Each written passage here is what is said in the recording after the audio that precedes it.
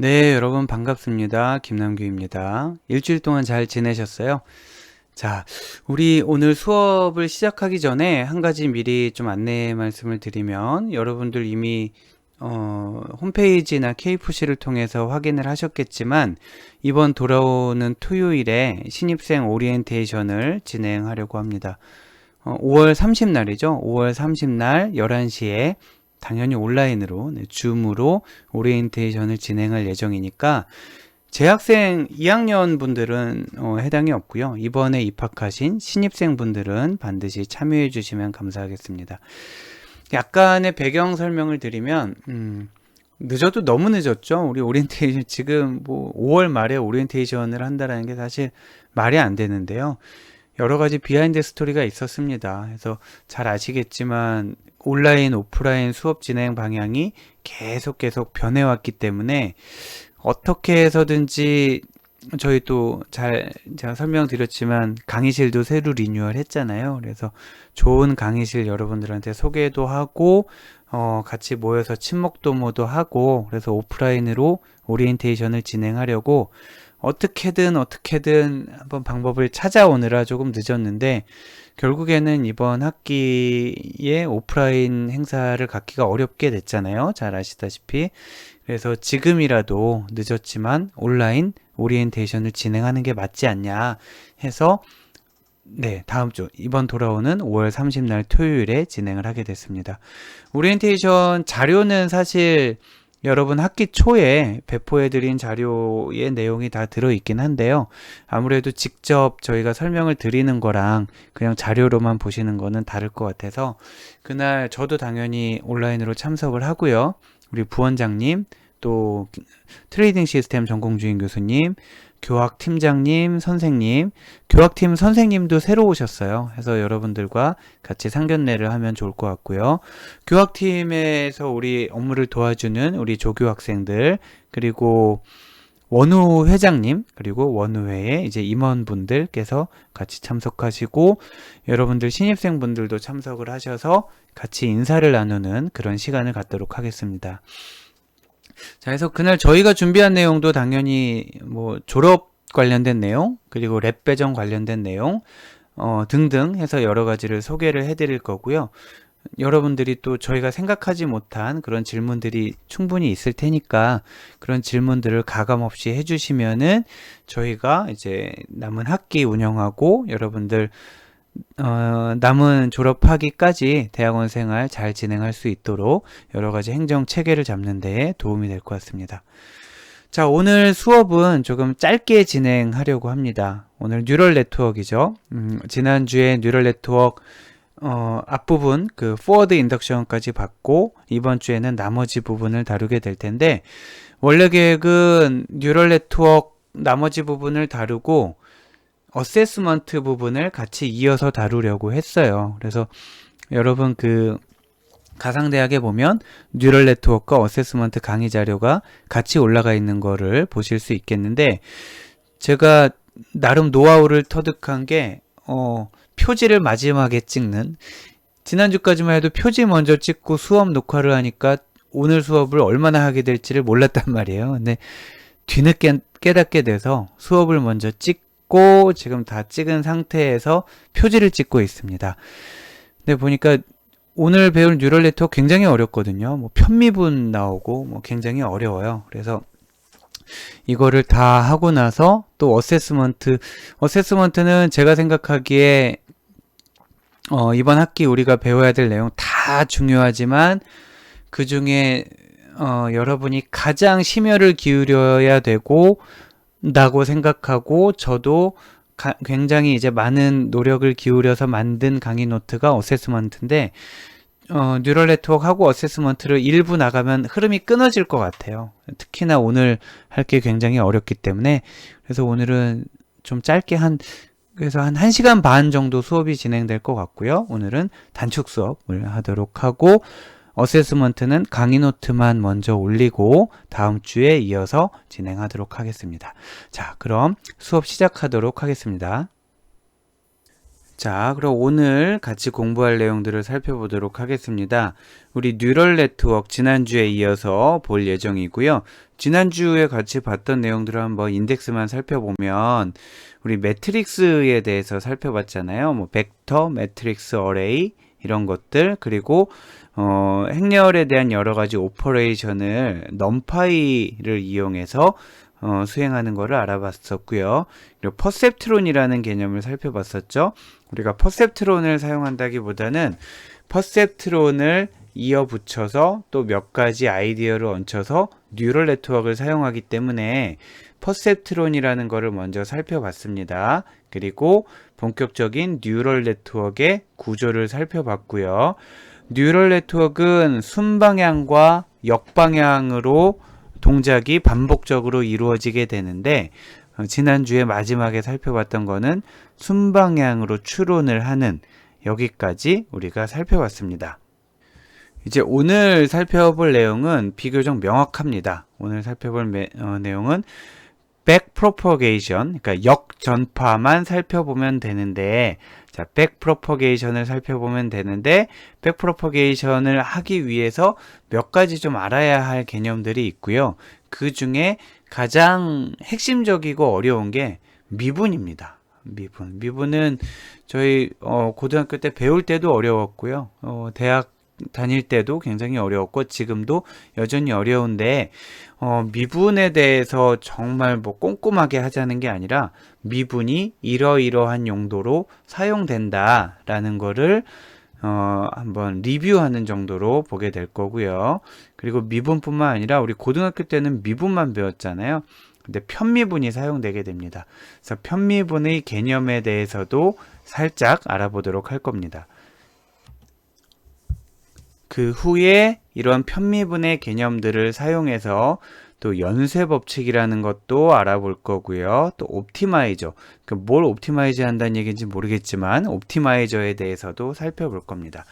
마지막 이슈는 그렇게 어려운 이슈는 아니고요. 우리가 결국에 뉴럴 네트워크를 여러 가지 툴을 이용해서 수행을 하게 되면 우리가 정해줘야 되는, 입력해줘야 되는 하이퍼 파라메타들이 있는데 그 중에 미니 배치와 에포크라는 개념이 약간 여러분이 좀 이렇게 실제로 분석을 해보신 분들도 약간 헷갈려하는 부분이 있기 때문에 이 부분에 대해서 한번 짚어보도록 하겠습니다.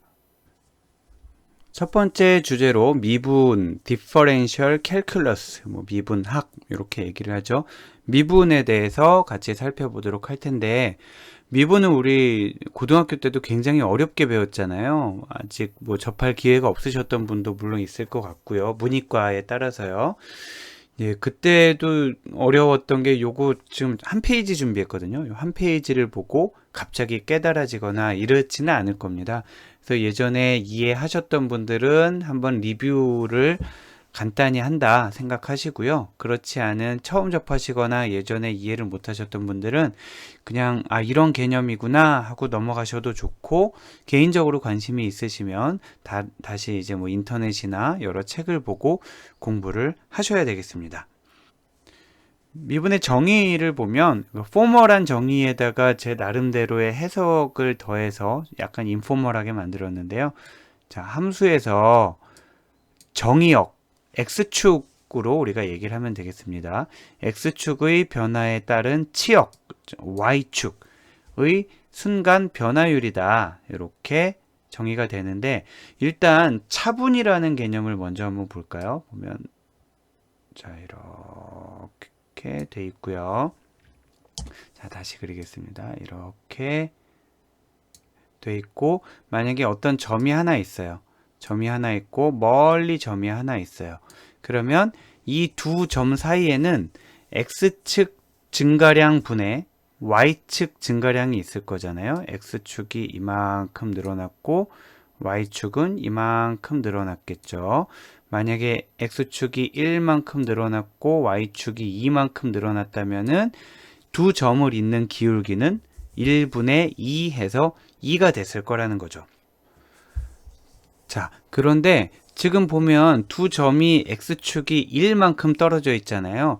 근데 이렇게 1만큼 떨어진 거 말고 굉장히 가까이 있을 때는 어떻게 되느냐. 즉 왼쪽에 요 동그라미가 있는데 요 바로 옆에 있을 때는 어떻게 되느냐.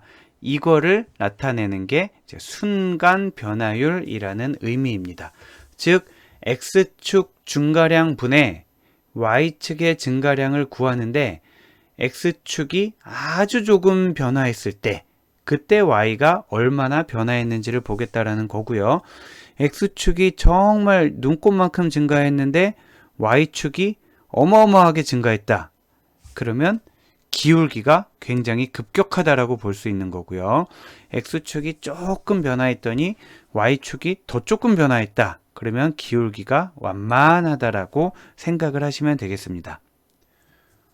그림에서 한번 보시면 여기 쓰여 있는 식을 오른쪽 위에 있는 그림에서 한번 보시면은 두 점이 있단 말이에요. 두 점이 있는데 하나는 X좌표가 X고요. 하나는 X좌표가 X 더하기 H입니다. 그러면은 요 두 사이에 X축의 증가량은 H만큼이 있겠죠. 그리고 Y축 같은 경우에는 얘는 함수에다가 X 더하기 H를 넣었을 때의 값이 되겠고요. 그게 요 녀석이고요. 그리고 얘는 함수에다가 X를 넣었을 때의 Y 값이 됩니다. 자, 이렇게 되는 거죠. 자, 그래서 이 오른쪽 위에 보시는 그림의 요 X축 증가량 분의 Y축 증가량을 나타내는 게 요 식이 되겠고요. 좀 지저분하니까 지울게요. 자, 그래서 요 식은 결국 X축 증가량 분의 Y축 증가량을 나타내는 건데 단 X축 증가량이 아주 극소하게 되면 아주 미미하게 증가하게 되면 그때는 어떻게 되느냐. 그래서 여기 순간이라는 키워드가 들어간 겁니다. 자, 다시 설명드리면은 X축의 증가량 분의 Y축의 증가량을 구하는데 단 X축의 증가량이 굉장히 작을 때 그때 Y축 증가량이 어떻게 되느냐, 이게 미분에 해당되는 거고요. 그래프로 나타내면은 지금 보시는 바와 같이 이 파란색 선 그래프가 있잖아요. 파란색 선의 그래프의 접선, 즉 그래프에 맞닿은 직선을 접선이라고 하잖아요. 이 접선의 기울기를 우리가 미분이라고 할 수 있겠습니다. 거꾸로 말해야 되겠네요. 이 미분이라는 게 결국 그래프의 접선을 의미한다. 이렇게 생각하시면 되겠습니다. 예를 들면 지금 주어진 함수는 y는 x제곱이라는 함수가 있는데 요 y는 x제곱이라는 함수가 있는데 요 원래는 우리가 요 접선의 기울기를 구하기 위해서, 즉 미분을 구하기 위해서 이러한 함수를 하나하나 다 풀어봐야 되겠지만 우리 다 그냥 공식으로 외웠잖아요. 뭐 여러 가지 뭐 사인은 미분하면 어떻게 되고 뭐는 어떻게 되고 로그는 어떻게 되고 다 외웠는데 그때 우리 외웠던 공식 중에 하나가 x제곱을 미분하면 x제곱을 미분하면 2x가 된다. 이런 거를 외웠었고요. 뭐 많이 있죠. 해서 그거는 여러 가지 공식은 여러분들이 또 필요하면 그때 확인하시도록 하고요. 우리가 지금 관심사는 그게 아니니까 한번 요 이그젬플만 다시 한번 풀어보면, 자, 예를 들어 보면 y는 x제곱이라는 함수이기 때문에 x 좌표가 3일 때는 y 좌표가 3의 제곱이니까 9가 되겠죠. 자, 그래서 지금 요 점이 3,9라고 가정을 하겠습니다. 그리고 y는 x제곱을 미분하면 y는 2x가 된다라고 했었잖아요. 자, y는 2x라고 우리가 계산을 해놓고 그때 요 x 값은 뭐냐 하면 아까 xy가 3,9라고 했잖아요. 그러니까 요 3을 여기에다 집어넣게 됩니다. 그러면 y는 2x인데 x가 3이니까 2 곱하기 3은 6 이렇게 되는 거죠. 그러면 얘를 우리가 뭐라고 해석할 수 있냐 하면 y는 x제곱이라는 함수가 있는데 x가 3일 때, 즉 y가 9일 때 그 점에서 이 그래프의 접선의 기울기는 6이다. 이렇게 뽑아낼 수가 있겠습니다. 자, 여기까지 우리 예전에 배웠던 미분이 이런 식으로 사용됐다라는 정도 리뷰를 하고 지나가도록 하겠습니다. 자, 이번에는 partial differential, 즉 편미분에 대해서 살펴보면 여긴 더 어렵죠. 고등학교 때 편미분은 안 배웠던 것 같아요. 독립변수가 둘 이상인 함수의 미분이다. 무슨 얘기냐면 지금 이 함수는 y는 x제곱이라고 그러면은 정의역 하나, 즉 독립변수 하나, x 하나인 거죠. x에 따른 y의 값을 구하는 거였잖아요. 그런데 편미분은 독립변수가 둘 이상인 함수에 대해서 사용됩니다. 예를 들면 지금 이 함수가 이렇게 정의가 되어 있어요. 자, 얘가 아까의 y에 해당되는 거였잖아요. y는 x0의 제곱, x1의 제곱을 더한 거다. 즉 x0라는 독립변수와 x1이라는 독립변수가 동시에 사용된 그런 함수가 있고요. 그 함수의 그래프는 이렇게 나오게 됩니다. 지금 독립변수 2개와 종속변수 하나가 있기 때문에 3차원으로 그래프가 나타나게 되는 거죠. 자, 이럴 때 편미분은 어떻게 하느냐? 핵심은 다른 변수들을 고정하고 한 변수에 대해서만 미분을 한다. 이것만 기억을 하시면 되겠습니다. 즉 앞에 있는 미분만 기억을 하시면은 편미분은 당연히 헷갈리긴 하지만 따라서 이해를 하실 수는 있을 것 같습니다. 예를 들면 x0, x1으로 구성된 이런 함수가 있는데 여기에 아까처럼 좌표가 주어졌어요. 아까는 x가 3, y가 9인 좌표가 주어졌는데요. 이번에는 x0와 x1이 3, 4인 거예요. 그러면 이때 f값은 3의 제곱 더하기 4의 제곱이니까 이 f값은 25가 되어 있었겠죠. 즉, 이 점은 3,4,25라는 점인데 3,4,25라는 점에서 이 함수의 편미분을 구하는데 이때는 뭐에 대한 편미분인지가 명확히 나와야 됩니다. 사실은 아까 같은 경우에 y는 fx 함수의 미분을 구해라 라는 말은 틀린 말이에요. 미분을 구해라가 아니라 x에 대한 미분을 구해라가 맞는 말인데 독립변수가 하나일 경우에는 뭐에 대한 미분을 구하는지 우리가 너무 뻔하잖아요. 그러니까 가끔 빼먹고 그냥 미분을 구해라 그래도 x에 대한 미분이군 하면서 알아서 해줬는데 편미분은 그렇지가 않아요. x0와 x1이 있기 때문에 뭐에 대한 미분인지를 반드시 적어줘야 되고요. x0에 대한 편미분을 기호로 이렇게 쓰겠습니다. 자, 즉 이 기호는 f라는 함수를 x0에 대해 편미분하라는 거고요. 그러면 x0가 아닌 다른 독립변수들 있잖아요. 지금 x0와 x1이 있는데 제로에 대한 편미분을 구하는 거니까 제로 아닌 다른 애들, 이 경우엔 x1이 되겠죠. 그 값을 그냥 집어넣어요. 이 함수에. 그 함수에 집어넣으면 x0의 제곱 그리고 얘는 4, 4, 16 해서 x0의 제곱 더하기 16이 되겠죠. 만약에 x0, x1만 있는 게 아니라 x2, x3, x4가 있었다고 하더라도 x0를 제외한 나머지 변수들에 대해서는 값을 다 집어넣습니다. 그러면 나머지 변수들에 대해서 값을 다 집어넣기 때문에 걔를 계산하고 나면 결국 남는 거는 변수는 x0 하나가 남겠죠. x0 하나가 남으면 우리 앞에서 그냥 일반 미분하듯이 할 수가 있는 거죠. 자, x0의 제곱 더하기 16을 x0에 대해 미분하면 이것도 우리 예전에 공식을 한번 떠올려 보면 상수를 미분하면 그냥 날아가 버리고요. 아까 x제곱 미분하면 2x가 된다고 그랬잖아요. 그래서 x0의 제곱은 2x0. 즉 이 함수를 편미분을 하는데 지금까지 한 걸 정리를 해보면 x0에 대해 편미분을 할 거예요. x0에 대해 편미분을 할 건데 어느 점에서 하냐 하면 요 점에서 편미분을 할 거예요. 그래서 요 4라는 값을 대입해서 풀어봤더니 자 3,4인 점에서 이 함수의 x0에 대한 편미분은 요렇게 결과가 나온 거를 볼 수 있습니다. 2x0 이렇게 나온 거죠. 그러면 이때 비로소 x0의 값이 3이었잖아요. 그러면 이 x0라는 이 x0 위치에다가 3을 집어넣습니다. 그러면 6이 계산돼서 나오면 편미분이 끝나는 겁니다. 이런 식으로 x1에 대한 편미분도 구할 수가 있겠죠. 만약에 동일한 3,4라는 점에서 x1에 대한 편미분을 구한다면, 자, 해볼까요? x0의 위치에, 지금 펜이 상태가 안 좋아서 자꾸 튀는데 좀 양해를 해주세요. 죄송합니다. 자, 3,4에서 x1에 대한 편미분을 구한다면 x0에다 3을 집어넣겠죠. 그러면 얘는 9가 될 텐데, 네, 일단 9가 되고 얘는 그대로 남아있게 되겠죠.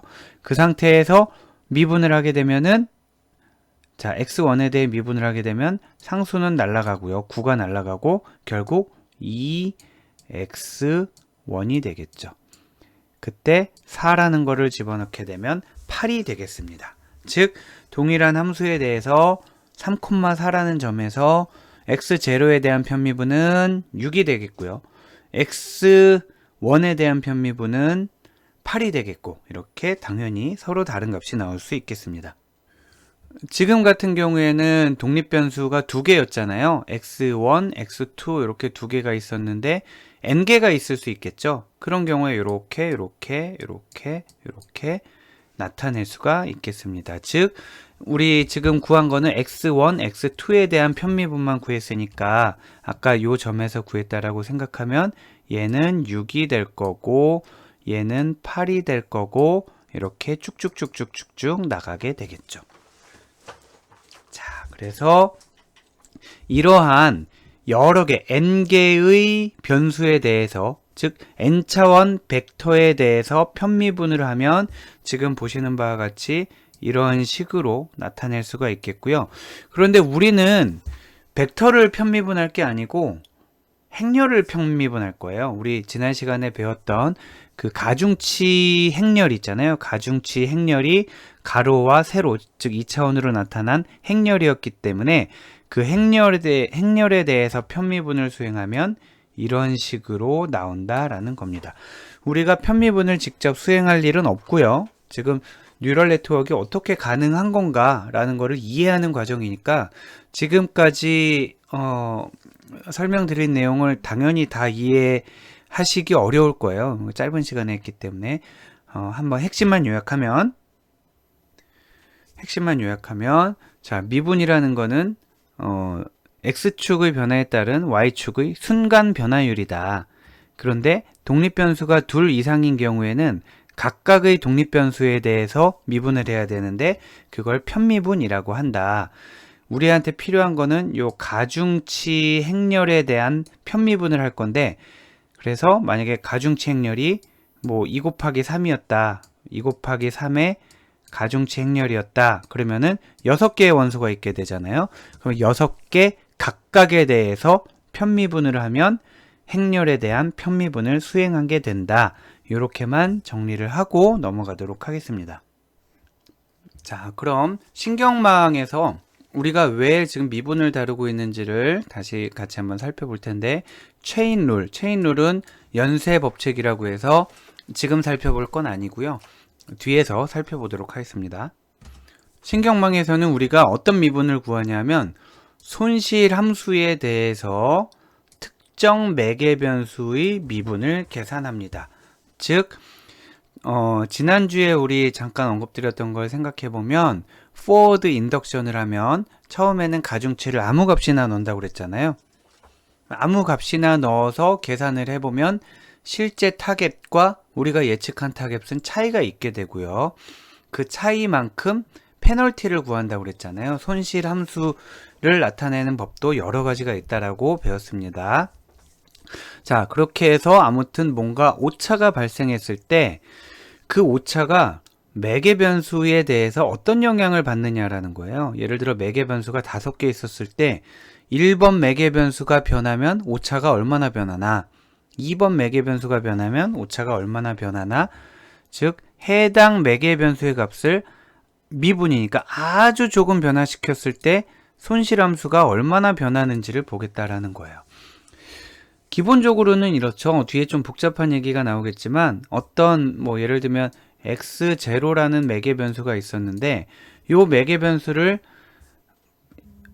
변화를 시켰더니 플러스 방향으로 변화를 시켰더니 손실이 줄어들고 마이너스로 변화를 시켰더니 손실이 감소한다. 그러면은 줄어드는 게 감소하는 거죠. 자, 다시. 자, 마이너스로 변화시키면 손실이 줄어들고 플러스로 변화시키면은 손실이 늘어난다.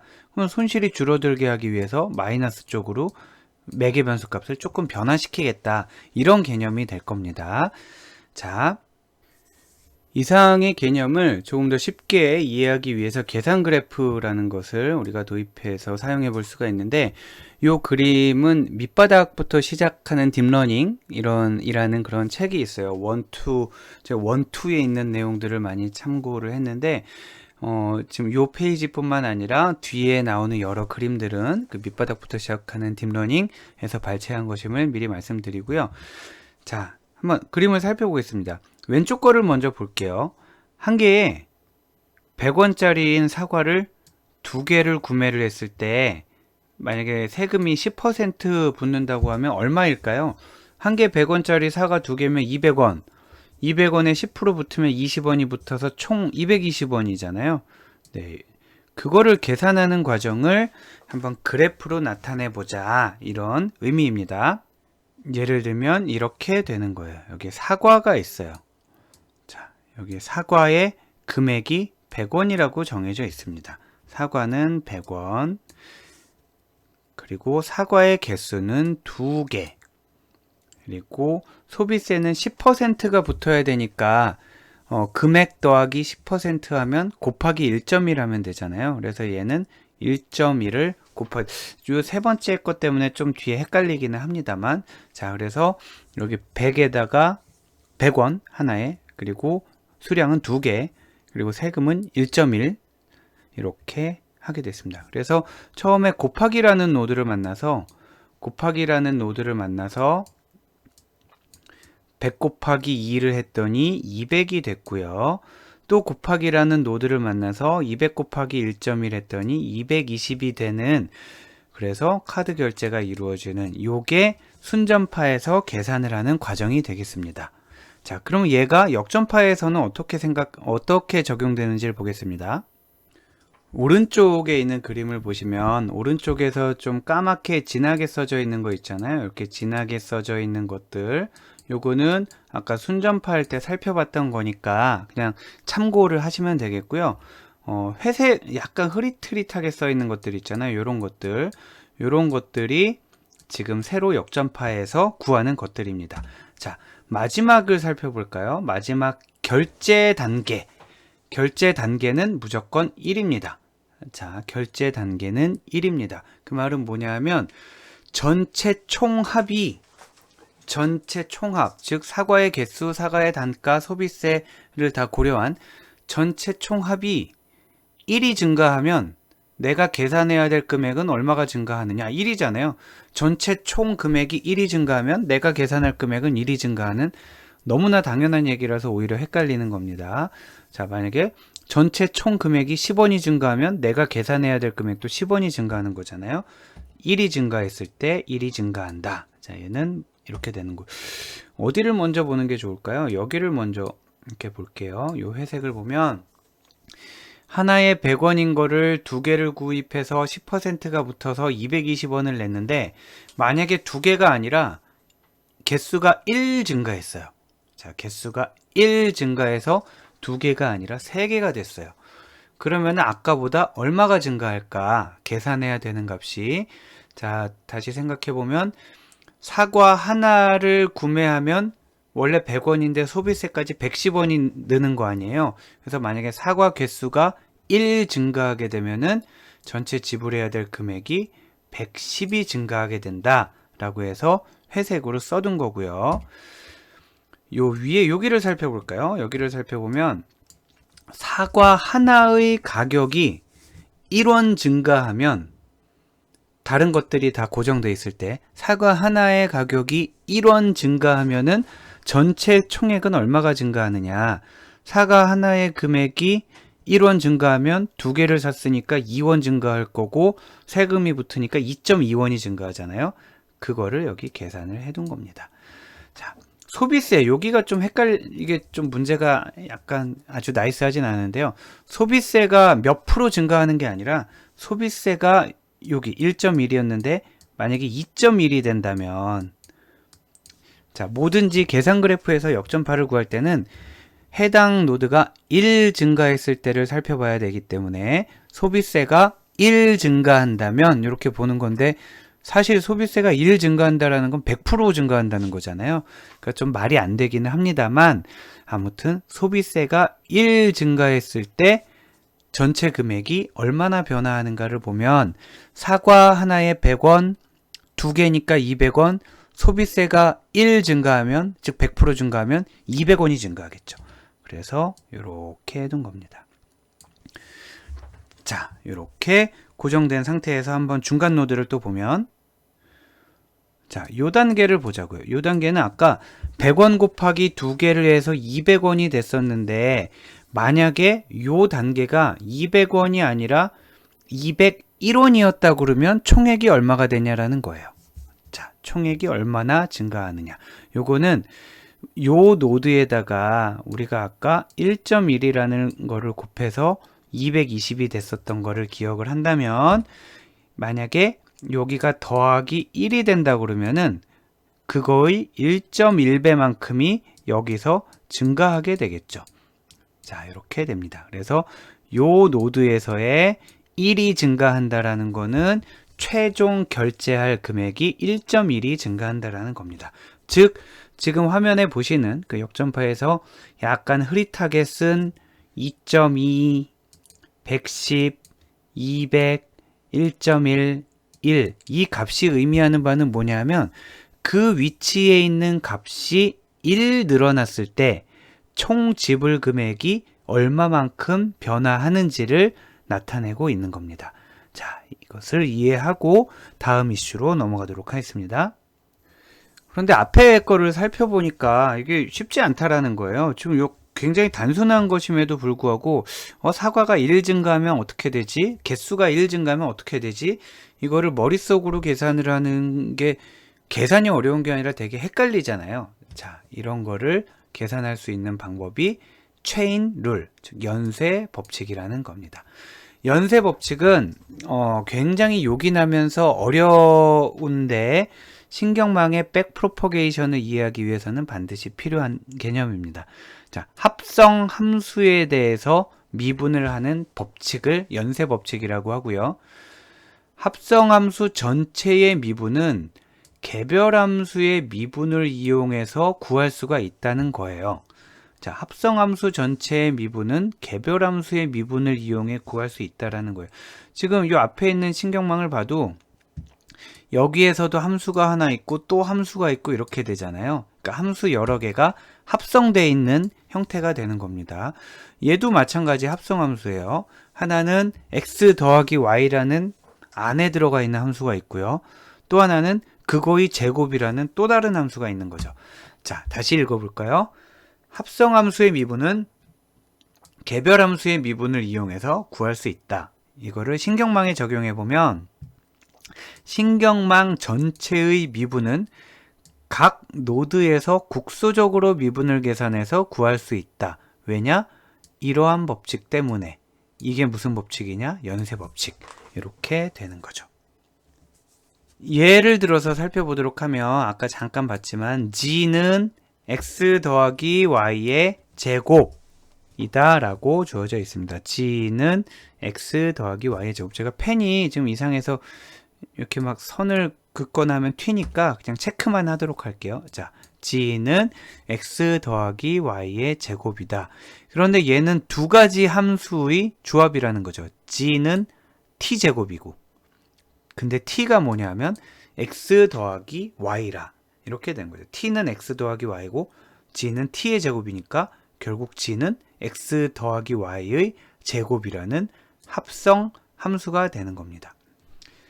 그런데 우리가 하고 싶은 거는 얘를 구하고 싶은 거예요. g를 x에 대해 편미분하고 싶은 거죠. 자, g라는 함수는 x라는 독립변수와 y라는 독립변수로 구성되어 있잖아요. 독립변수가 두 개니까 미분이 아니라 편미분을 해야 되겠죠. 자, 그러면은 자, 이 식을 한번 잠깐 살펴볼까요? g를 x에 대해 편미분하는 거는 얘와 얘로 구성되어 있는 합성함수이기 때문에 g를 먼저 t로 편미분을 하고, 자, 다시 g를 x로 편미분하는 거는 g를 t로 먼저 편미분을 하고 그 다음에 t를 x로 편미분한 거와 똑같더라. 이렇게 보시면 되겠습니다.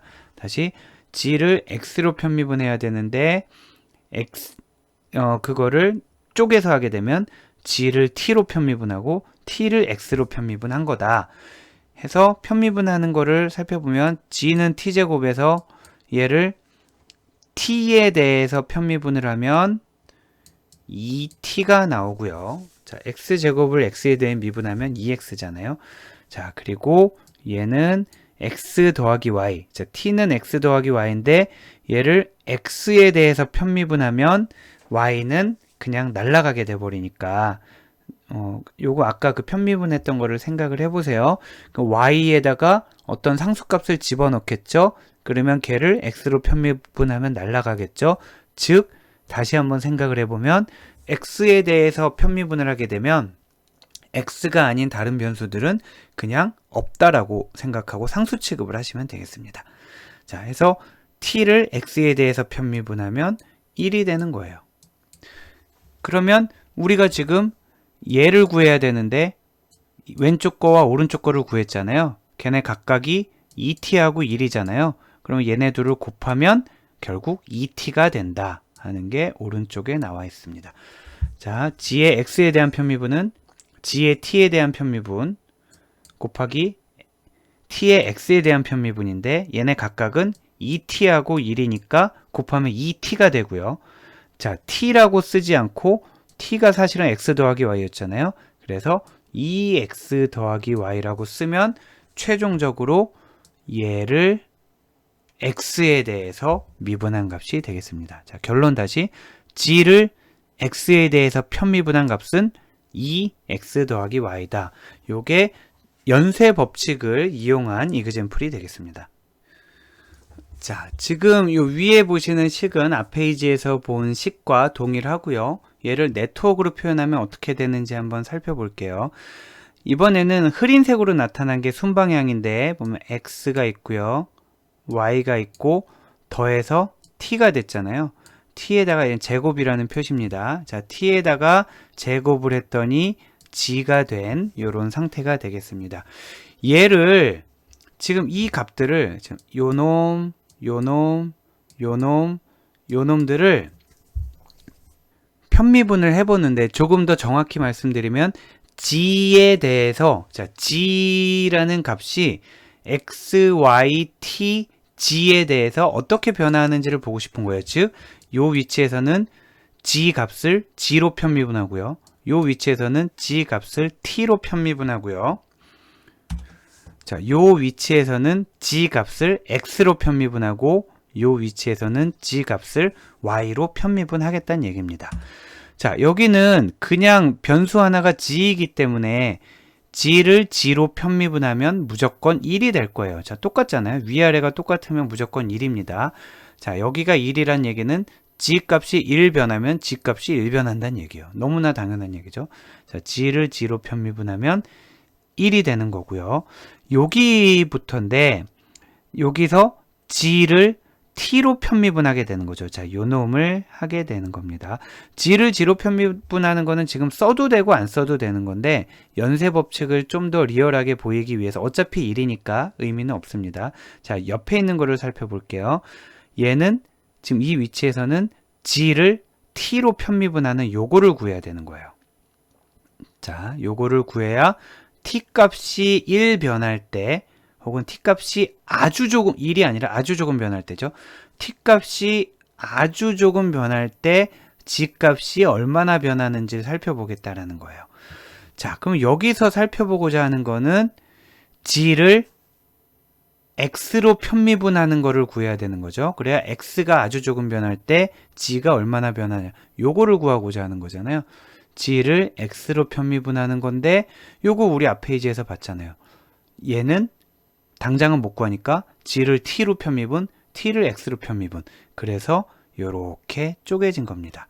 즉 얘가 이제 만들어지고 나면 요 단계에서 각루, 요 단계뿐만 아니라 y도 지금 생략됐지만, 그리고 t 각 단계에서 자기의 값이 1이 변하면 최종 값이 얼마가 변하는지도 알 수 있고요.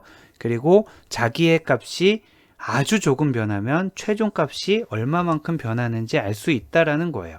그런데 그 계산을 할 때, 지금 여기 그 계산을 할 때 요 국소적으로만 편미분이 이루어져도 되고, 먼 쪽에는 무슨 일이 있는지는 알 필요가 없어도 된다. 그게 체인 룰을 이용하는 것의 핵심이 되겠습니다.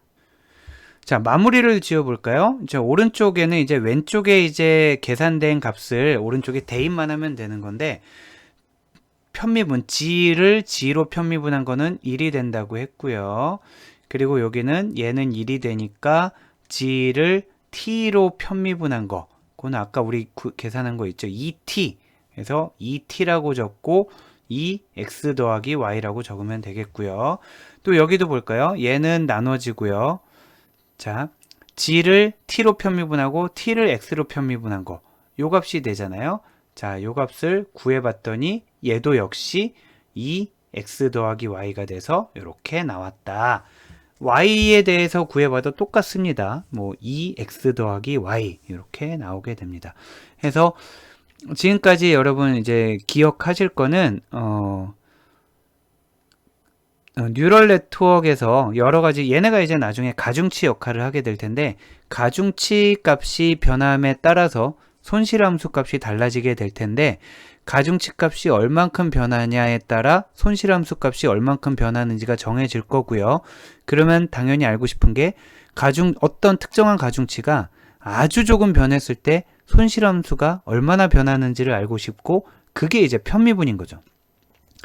자, 편미분인 거예요. 근데 편미분을 구할 때 모든 합성함수의 풀 버전을 알아야 되냐? 그게 아니라는 거예요. 풀 버전을 알아야 되는 게 아니고, 각각 위치에서 그 인접한 그 국소적인 지역에 대한 편미분만 수행을 해도 걔네를 가지고 어떻게 버무리면은 전체 합성함수의 편미분 값이 나오더라.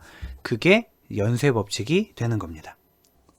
자, 그러면 연쇄 법칙을 실제로 연산에 적용하면 어떻게 되는지를 볼 텐데, 굉장히 다양한 연산들이 있게 돼요. 뭐 활성화 함수에 대해서도 여러 가지가 있게 되고, 또 뭐 덧셈, 곱셈, 뭐 제곱, 뭐 여러 가지가 있겠죠. 근데 이런 복잡한 연산들에 대한 연쇄 법칙을 적용하는 거는 아까 소개드린 그 밑바닥부터 시작하는 딥러닝 그 책을 보시면 자세히 아실 수가 있고요. 우리 수업 시간에는 덧셈과 곱셈과 시그모이드에 대해서만 소개를 드리도록 할게요. 만약에 g는 x 더하기 y라는 함수가 있다. 요거는 지금 합성함수는 아니고 독립변수가 둘인 거잖아요. 얘를 x에 대해서 편미분하면 1이 되고요. y에 대해서 편미분하면 1이 되고요. 자, 여기까지는 알 수 있을 것 같습니다. 얘를 그림으로 나타내면 이렇게 되는데, x랑 y를 더해서 g가 나왔다는 얘기인데, 요게 의미가 있어요. 임의의 계산, 임의의 계산, 임의의 계산. 즉, 요 xy 이전에 어떤 길을 걸어왔는지도 안 궁금하고요. g 이후에 어떤 일이 일어나는지도 안 궁금하다라는 거예요. 자, 우리가 오직 해야 될 거는 이거라는 거죠. 각 위치에서 값이 아주 조금 바뀌었을 때 최종 결과값, 여기에서는 지금 L이 되겠습니다. 자, L이 얼마나 바뀌는지를 보는 건데, 여기에는 지금 G가 있었잖아요. 여기에는 G가 있는데 G 값이 아주 조금 바뀌면 L이 얼마만큼 변하느냐, 걔는 요거겠죠. 자, L의 G에 대한 편미분을 구했다라고 치는 겁니다. 자, L의 G에 대한 편미분을 구했다라고 치면, 지금 여기는 제가 미리 써놨는데, 요 노드에서 구해야 되는 거는, 자, 요 X 노드에서 구해야 되는 거는 L의 X에 대한 편미분이라는 거죠. 자, L의 X에 대한 편미분. 즉, X 값이 아주 조금 변했을 때 L 값이 얼마나 변하느냐, 요거를 구해야 되는데, 네, 제가 마우스로 쓰는 게 오래 걸려서 잠깐 홀드를 하고 쓰고 다시 보여드리고 이렇게 하고 있습니다. 펜이 빨리 고쳐져야 되는데 말입니다. 자, 다시 설명을 드릴게요. 지금 이 위치에서 구하고자 하는 거는 L을 X로 편미분한 거를 구하고 싶은데, 요 L이 지금 합성함수잖아요. 자, L이 여러 가지 단계를 거쳐가는 합성함수이기 때문에 지금 요 단계에서는 요 합성함수를 자, 요렇게 쪼갠 거예요. 요렇게 둘로. L을 G로 편미분한 거, 그리고 G를 X로 편미분한 거. 자, 요거 이해하시겠죠? L을 X로 편미분하고 싶은데 얘를 쪼개서 L을 G로 편미분, G를 X로 편미분. 그런데 아까 우리 구한 걸 보면 G를 X로 편미분한 거는 1이라고 그랬잖아요. 얘네가 1. 그래서 요 결과가 나오게 된 겁니다. 즉 L을 G로 편미분하고 곱하기 1을 한다. 이렇게 됩니다. 그래서 X노드에도 이런 결과가 나오게 되고요. 또 Y노드에도 이런 결과가 나오게 되는데, 그리고 나서 봤더니 어때요? 어때요? 세 가지를 보면 요 값이랑 요 값이랑 곱하기 1이니까 뭐 그대로잖아요. 요 값이랑 세 개가 동일하다는 뜻입니다. 결론. 덧셈 합성 함수에 대한 연쇄 법칙은 출력층 상류에서 값이 내려오면 그 값을 그대로 하류로 보내면 된다라는 거고, 그러면 매번 편미분 안 해도 된다라는 거예요. 여기 덧셈 노드가 있으면 여기에서 G가 1 바뀔 때 G가 다시 L에 대해서 G로, 용어가 또 헷갈리면 다시, 자, L이라는 함수를 G에 대해서 편미분한 값이 여기로 그대로 흘러내려오게 되는 건데, 그 값을 여기 한번 밑에서 살펴볼게요. 실제로 그렇게 되는지를 보면 x 더하기 y라는 함수가 있어요. 그래서 예를 들어서 여기 10하고 5가 x, y에 들어가면 더해서 15가 가는 그런 함수가 되겠습니다. 그런데 여기 이제 요 그래프는 뭐냐면, 만약에 여기에서 요 15라는 위치에서 값이 1 변한다라고 가정을 해볼게요. 여기에서 값이 1 변하면은 최종 값이 1.3이 변한다는 얘기예요.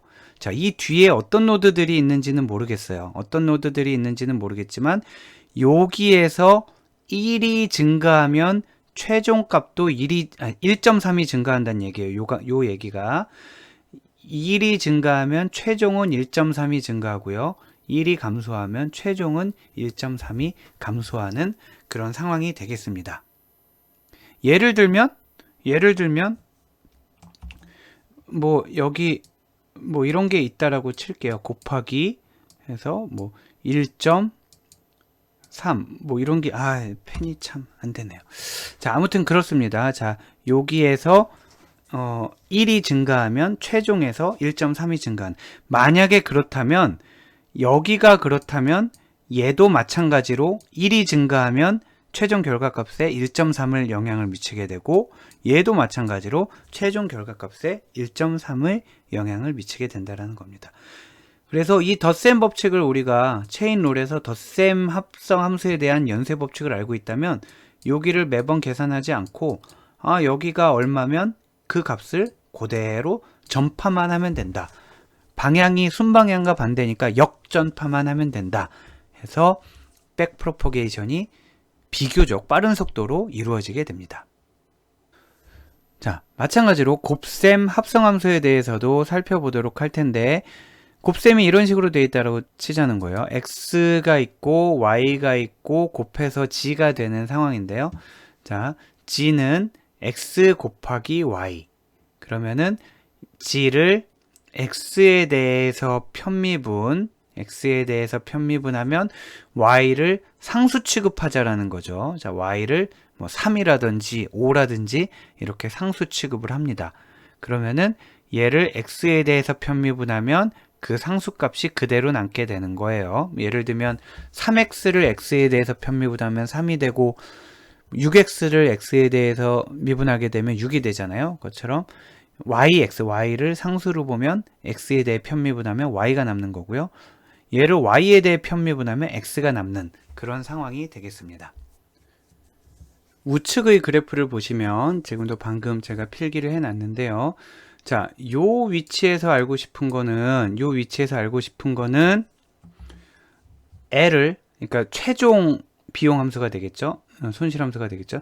최종 L을 요 위치에서 값이 조금 변하면 여긴 G가 되겠습니다. G가 조금 변했을 때 L의 변화량을 여기에서 측정했다라고 가정하면, 지금 이 값은 실제로 우리가 측정하는 법을 몰라요. 왜냐하면 오른쪽에 뭐가 있는지 모르니까. 자, L을 G에 대한 L의 변화량을 측정했다라고 하면 알고 있다라고 치고요.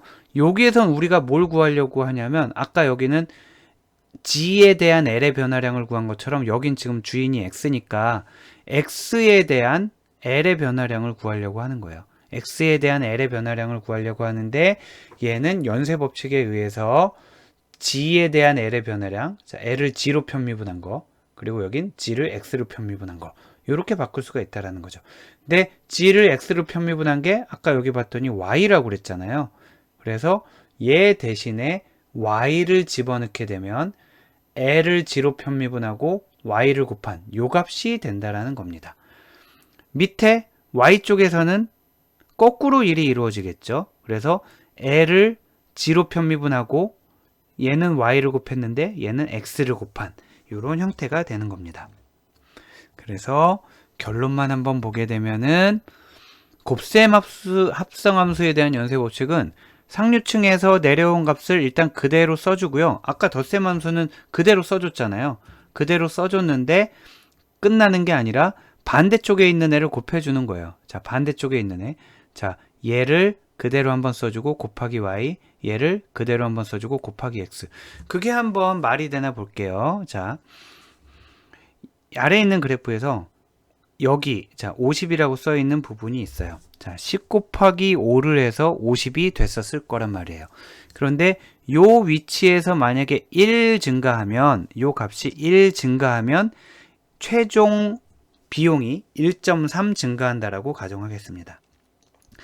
여기서 1 증가하면 어떻게 되겠어요? 여기서 1이 증가하면 곱하기 5가 될 거 아니에요.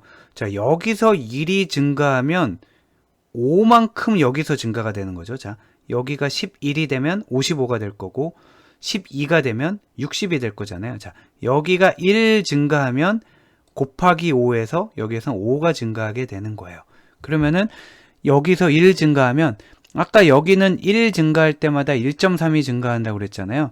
근데 여기는 1 증가하면 여기가 5 증가한다고 했으니까 5 곱하기 1.3에서 6.5가 증가하게 되는 거죠. 자, 여기서 1 증가하면 6.5가 증가하게 되는 겁니다.